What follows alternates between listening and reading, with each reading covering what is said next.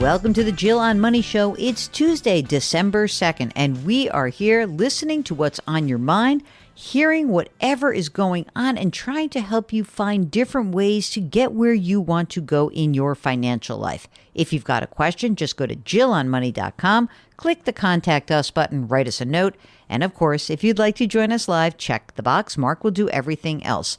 While you're on the website, check out our subscription service. It's called Jill on Money Live. That's where you have access to quarterly live webinars, the back catalog of those webinars. We just had a great one about year-end tax and financial planning.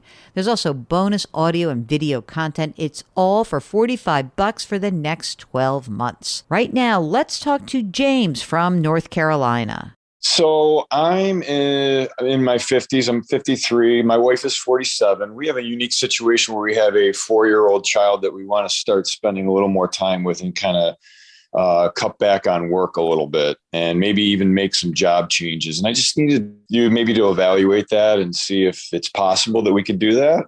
I mean, you're really young, so I'm hopeful that you saved a pile of money to do this. Tell us a little bit about your situation and what are the numbers behind it? Now I know what the goal is, bail out. Let's go on. How can we make this happen for you? We're not looking to totally cut out of the workforce. We're just looking to maybe cut back 1 or 2 days a week. Maybe my wife cut back 3 days a week, maybe just work 3 days a week. And I might work 4 days a week. We have been very diligent savers. My wife better than I. We have almost $2 million in savings. It's not the savings account. It is all our investments. That's the hard thing. It's all investments that we have that money in. That's okay. That's not hard. Of the $2 million, how much is retirement money and how much is non-retirement money? Of the $2 million, all of it's retirement money. Oh, yeah. Okay. We have put a lot of money into retirement and just recently started saving a little bit of cash. So we have maybe $30,000 in cash. What about your house? Do you own your home? Not yet, but we have a very low interest rate. I always hear you talk about how important it is if you have a low interest rate, don't worry about paying off the house. Our interest rate's only 2.65. I think we have 13 years left on it. What's the outstanding mortgage amount? It's $269. And what do you think the house is worth? It's about $1.3 million. Oh my gosh. Mark, they're swimming in moolah. Okay. Do you want to stay in the home as part of this downshift? Yes, we love our house. We like where we live. It's a great location. It's probably our dream house. We looked at it for a few years before we bought in this situation. Then when my wife became pregnant, we were we needed a nice residential area for him to grow up in and play with children. So we really like being here. Right now, how much do you earn and how much does she earn? Just current situation. Current situation, I'm at 275 gross and she is about 225 gross. So if we dropped you guys down, what would that mean for you? How much would you earn together? Together, I'm crunching the numbers about anywhere from 300 to 350,000. Let's say 300 between the two of you. Can you pay your bills on 300? Yes. No problem? No problem. We just have really just the mortgage bill. We've been putting away money for 529 plan. He has What do you have in that? Wait a second. How much in the 529 plan? 54,000. Mark, this is unbelievable. Presumably, this is it for kids, just one? Yeah, I have an older son, and that's why the total is so large because he chose not to use his 529 plan. It's still there, so we're going to shift it to my youngest son. So Interesting. So if you guys actually ended up being able to do this and we can just pay your bills out of it, would it require you also then to put away less money in your retirement account, or do you feel like you'd still have some extra cash flow? Less money in the retirement account. So if you're making $300,000, what do you think your spend is? Be conservative. So I'm going to say that, whatever we're going to use for this, I'm going to say that it's something like around 15 years, right? Till we get the kid to college. So is that essentially you're going to work for 15 years at this $300,000 level and then retire? I could see myself every few years just cutting back a day or so, like Okay. starting out at 4 and then maybe 5 years down the road, cut back to 3, and maybe just not really retire till they either kick me out or I'm just tired. And I could really foresee myself, I'm healthy, so I could foresee myself working till 66 to 70 years old, possibly. Are you self-employed or are you employed? Do we have retirement matches by the employer?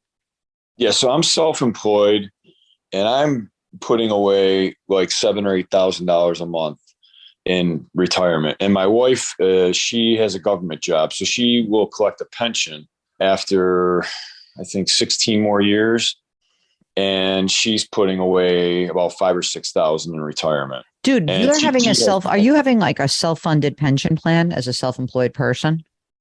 Yes. You can absolutely do this. Absolutely.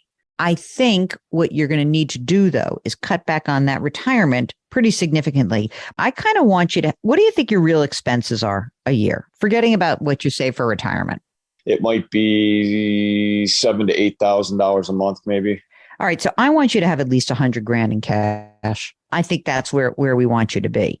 So that would mean that you just cut back on the amount you're putting into retirement. The goal would be to take that extra cash flow, put it in cash, and you keep building your retirement. Your wife has a pension. I mean, you're going to be fine. I think you really can do this. I really do. So let's do some other fun things. Like, do you have life insurance on each of your lives? We do not have life insurance. And Joe, I'm sorry to interrupt, but the caveat to that is my wife is thinking about leaving her pension job. Or what? No, job. she can't. She's not allowed to. Okay, wait, I'm listening. Because she just wants to be a contract employee as well, and just maybe work 3 days a week to spend more time with the son. And because we foresee him being in activities, because now she works 12-hour shifts. So she works 3 days a week. And there's going to be a lot of activities she will miss part of his growing up. So that's something that she's been wrestling with as well. Okay. So how much would she receive as a pension benefit if she finished this year? What's the pension benefit that she'd be entitled to? It's not much. I mean, if she continued to work for those 16 years, it'd be around. I know exactly how good that's going to be. I'm wondering if she left now, she's vested. What would the benefit be at her age 65 or whatever they say is the? Yeah, it might be $1,000 or so. All right, it's not nothing. Right. It's not. Okay. And the medical would be paid. 80% of the medical would be paid. Oh, that's big. You can't go below 300,000, and we have to keep testing it. We really do.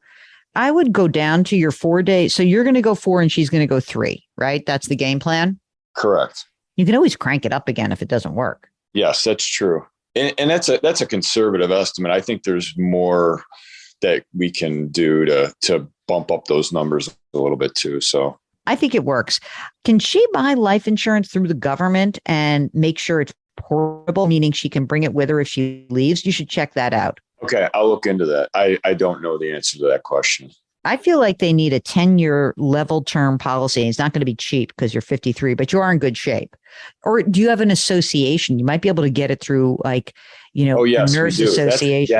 Yes, that's a good point. We do. We're constantly getting advertisements in the mail for that. So yes. I think that's what I think I would do. I would check both of those things. We got to buckle down before you pull the trigger on this. We really do. So I want to do that. And do you have estate documents in place? Because you do have a 4-year-old. Yes. Oh, thank God. I thought he was pausing for a second. I was going to be able to kick his butt. I know how you want us to answer that question too, so. I know. People are just going to start being like, yeah, of course I do. It's like, yes, of course I did my homework. No problem. I think you can do this. I think you should be diligent about creating the non-retirement savings. And even like, honestly, if you find yourself like you're still working, you've got your emergency reserve built up, right? You're like, oh, I'm not doing anything. I'm not prepaying the mortgage. I'm not doing this. I'm not doing that. Okay. And you still have good cash flow. Then what I would do is open a non-retirement joint brokerage account, because I think you guys just need liquidity. You just want to be able to have money that's already been taxed.